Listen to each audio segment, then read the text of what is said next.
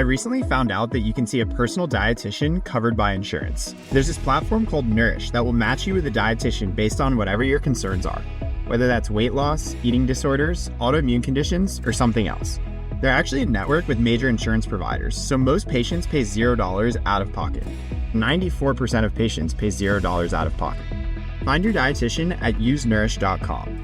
That's usenourish.com. It is Ryan here, and I have a question for you. What do you do when you win? Like, are you a fist pumper, a woohooer, a hand clapper, a high fiver? If you want to hone in on those winning moves, check out Chumba Casino. Choose from hundreds of social casino-style games for your chance to redeem serious cash prizes. There are new game releases weekly, plus free daily bonuses. So don't wait. Start having the most fun ever at ChumbaCasino.com. No purchase necessary. VGW Group. Void where prohibited by law. 21 plus. Terms and conditions apply. Caloroga Shark Media.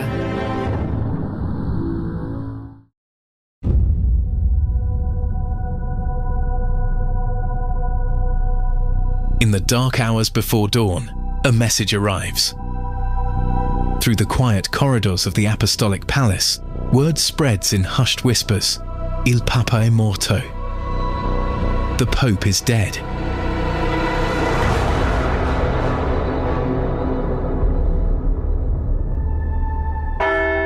In these first crucial moments, an ancient and meticulously choreographed process begins, one that has been refined over 2 millennia of papal transitions.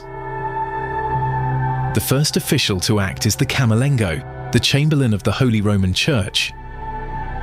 This cardinal, often overlooked during a pope's lifetime, suddenly becomes one of the most powerful figures in the Vatican.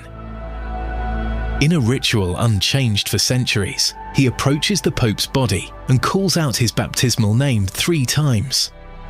The silence that follows those calls officially confirms the Pope's death. Then comes a gesture that bridges ancient Rome and the modern world.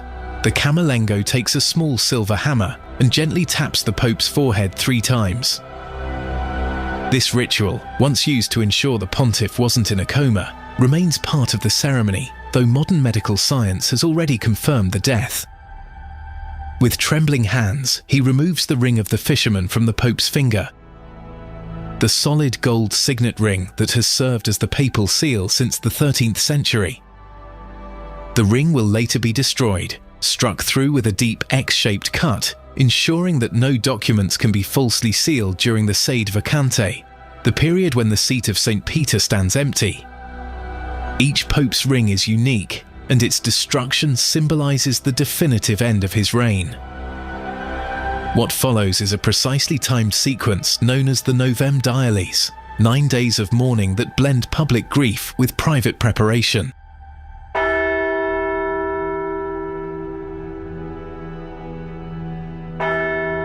This is White Smoke. Episode 1. The First 9 Days.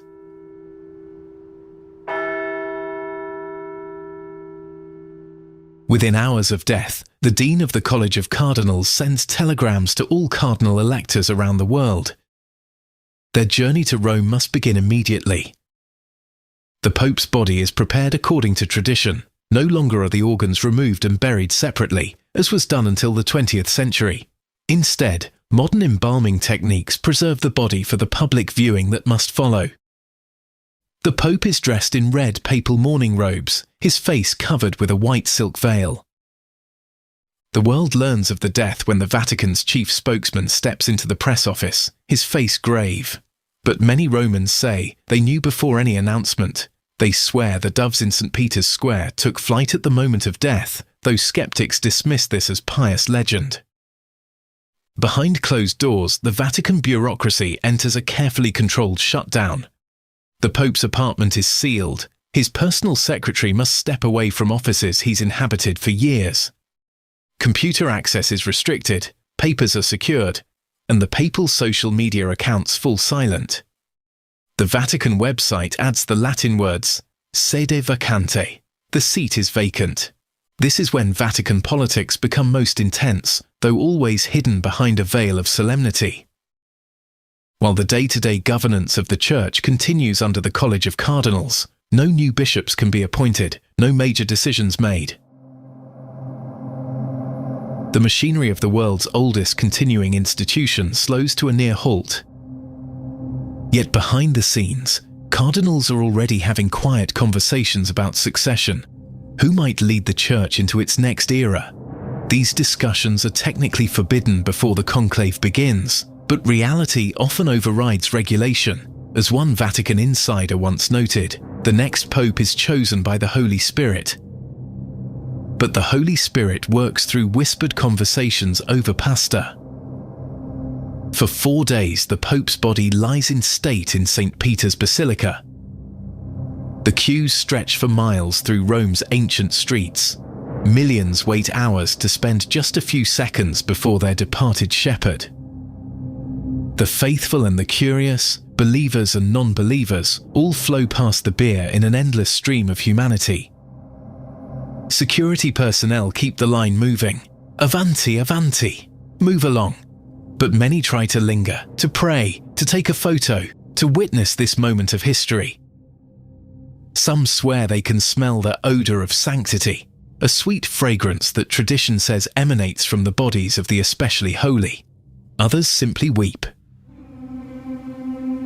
On the 5th or 6th day comes the funeral mass, one of the most watched ceremonies in the world. The Pope's body, now in a triple coffin, cypress wood inside, lead in the middle, elm wood outside, is brought to the steps of St. Peter's. The Book of Gospels is placed on the coffin, its pages ruffling in the Roman wind until someone places a red ribbon across them. The Mass itself follows ancient forms with modern additions. The homily, delivered by the Dean of the College of Cardinals, serves as both farewell and first draft of the Pope's historical legacy. The assembled cardinals, all in red vestments representing their willingness to shed blood for the Church, listen carefully. Some will be thinking about their own chances in the coming conclave. As the funeral concludes, the coffin is turned so the Pope's feet face the crowd, symbolizing his final departure from his people. A white silk veil is drawn across his face one last time. The cypress coffin is closed and sealed, then placed within the lead coffin, which is soldered shut. Finally, both are enclosed in the elm casket. Workers lift the triple coffin with infinite care. Unless the Pope has specified otherwise in his will, he will be buried in the crypt beneath St. Peter's, joining most of his predecessors in that sacred space. The coffin is lowered as the choir sings ancient chants. A small group of witnesses watches as masons seal the tomb with marble bearing the Pope's name and the dates of his pontificate. Now begins what many consider the most fascinating period, the interregnum between popes. For at least 15 days to allow all cardinal electors to arrive, but no more than 20. The Church exists without a visible head. The governance of the worldwide Catholic Church rests with the College of Cardinals, but their power is limited to maintaining essential operations and preparing for the conclave. During this time, Rome fills with cardinals from around the world. They meet daily in general congregations to discuss the challenges facing the Church and implicitly the qualities needed in the next pope. These meetings serve as a kind of ecclesiastical primary season, where potential candidates become clear through their contributions to the discussions. Meanwhile, the Sistine Chapel undergoes a remarkable transformation. Workers install a false floor to hide anti-bugging devices, a modern addition to ancient security measures. 2 stoves are installed, one for burning ballots, one for creating the famous smoke signals. Chemical packets are prepared, black smoke to signal an inconclusive vote, white smoke to announce a new pope. The cardinal electors move into the Casa Santa Marta, the Vatican guest house where they'll stay during the conclave. Their rooms are assigned by lot. A prince of the Church might find himself next door to a cardinal from a developing nation. It's one of many ways the conclave emphasizes that all electors are equal before God. On the eve of the conclave, tension in Rome reaches fever pitch. Journalists from around the world stake out positions in St. Peter's Square, Betting shops post odds on various papabili, possible popes. The faithful gather to pray. Tomorrow, 115 or so men will walk into the Sistine Chapel, and one of them will emerge as the 266th successor to St. Peter. Inside the Vatican, the Camerlengo makes a final check of the Sistine Chapel. The famous frescoes of Michelangelo look down on the tables where the cardinals will write their votes. Everything is ready. Tomorrow, the most secretive election in the world will begin. Every papal death marks the end of an era and the beginning of another. Each brings its own unique circumstances, from the 33-day papacy of John Paul I to the historic resignation of Benedict XVI. Yet the fundamental process remains unchanged. A pope dies, the church mourns, and then begins the ancient process of choosing a successor. This pattern, repeated 265 times since St. Peter, demonstrates both the Catholic Church's dedication to tradition and its ability to adapt. Modern additions like electronic sweeps for listening devices coexist with ancient rituals like the 3 taps of the silver hammer. The death of a pope is where the eternal and the contemporary meet, a moment when the world's oldest institution shows how it has survived for 2 millennia. As night falls over Rome on the eve of the conclave, the eternal city holds its breath. Tomorrow, the oldest electoral process in the world begins again. Somewhere in the city, perhaps saying private prayers in his room at the Casa Santa Marta, is the man who will soon hear the words that have echoed through centuries. Do you accept your canonical election as Supreme Pontiff? But for now, the sede vacante continues. The papal throne remains empty, and the faithful world waits.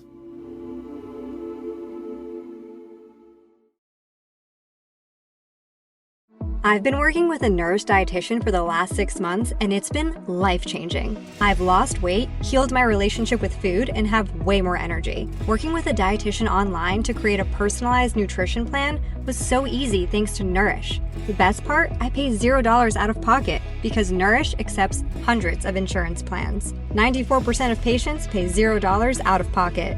Find your dietitian at usenourish.com. That's usenourish.com. Hello, it is Ryan, and I was on a flight the other day playing one of my favorite social spin slot games on ChumbaCasino.com. I looked over at the person sitting next to me, and you know what they were doing? They were also playing Chumba Casino. Everybody's loving having fun with it. Chumba Casino is home to hundreds of casino-style games that you can play for free anytime, anywhere. So sign up now at ChumbaCasino.com to claim your free welcome bonus. That's ChumbaCasino.com and live the Chumba life. Sponsored by Chumba Casino. No purchase necessary. VGW Group. Void where prohibited by law. 21 plus. Terms and conditions apply.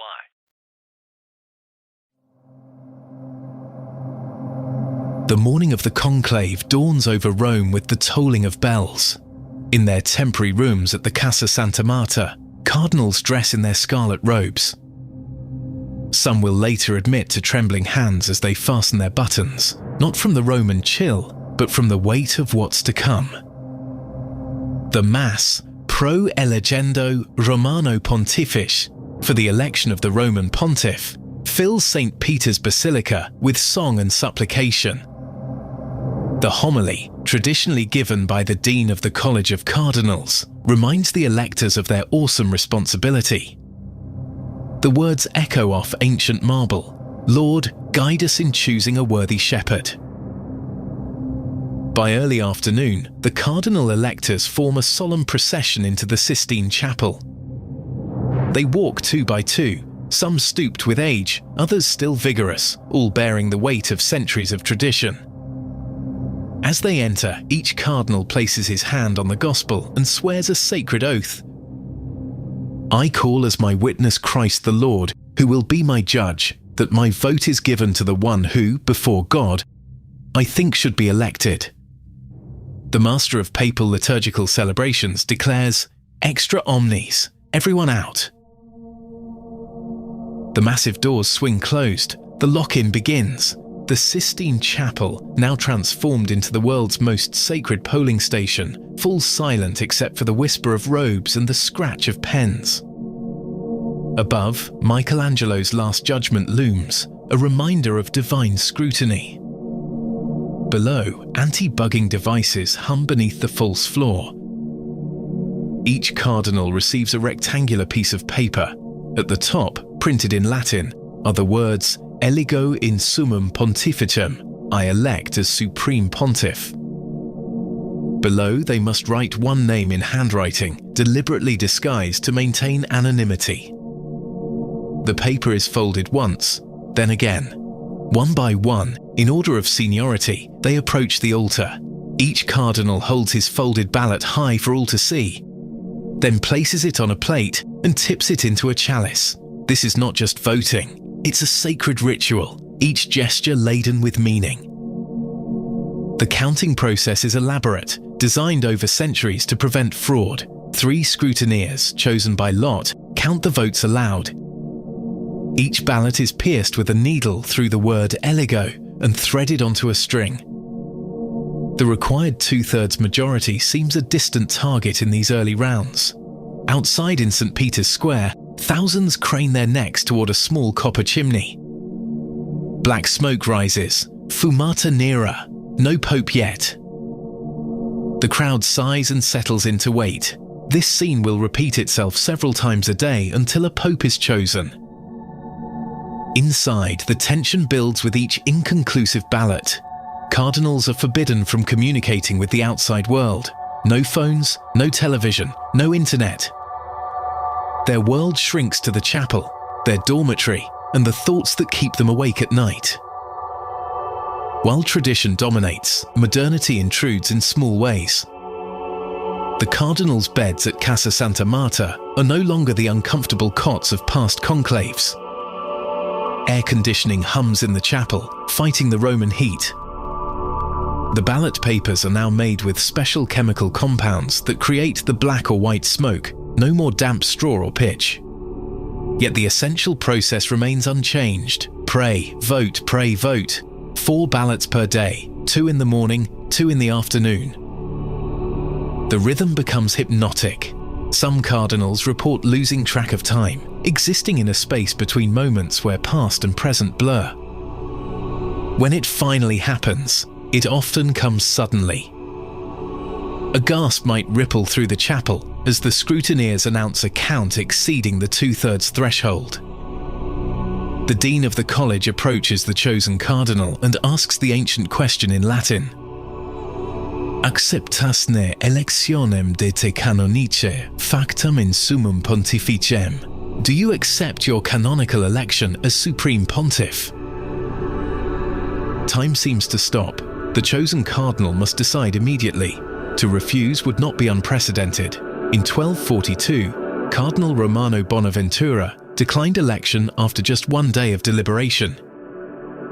In 1271, a deadlocked conclave elected someone who wasn't even a cardinal, Gregory X. But assuming acceptance, the new pope immediately declares his chosen name. This tradition began in 533 when a cardinal named Mercury became Pope John II, deeming a pagan name inappropriate for Christ's vicar.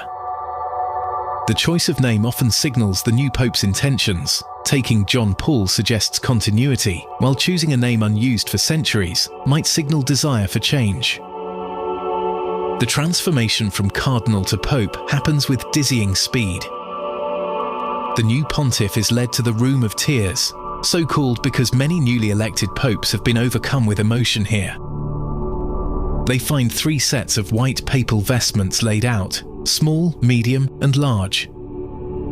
As the Pope changes from cardinal's red to papal white, his former colleagues prepare to offer their first obedience. Re-entering the Sistine Chapel in white, the new Pope sits on a throne as each cardinal approaches on his knees, kisses the fisherman's ring, a temporary one until the official ring is made, and pledges loyalty.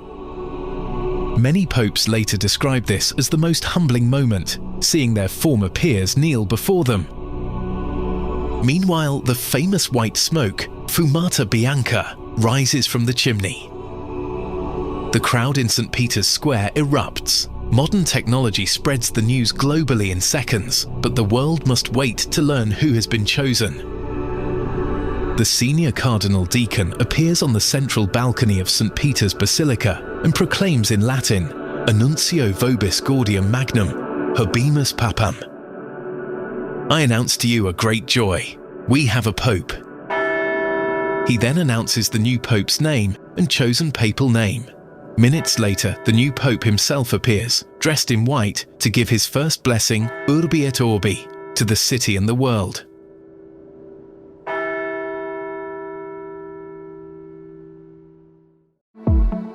I recently found out that you can see a personal dietitian covered by insurance. There's this platform called Nourish that will match you with a dietitian based on whatever your concerns are, whether that's weight loss, eating disorders, autoimmune conditions, or something else.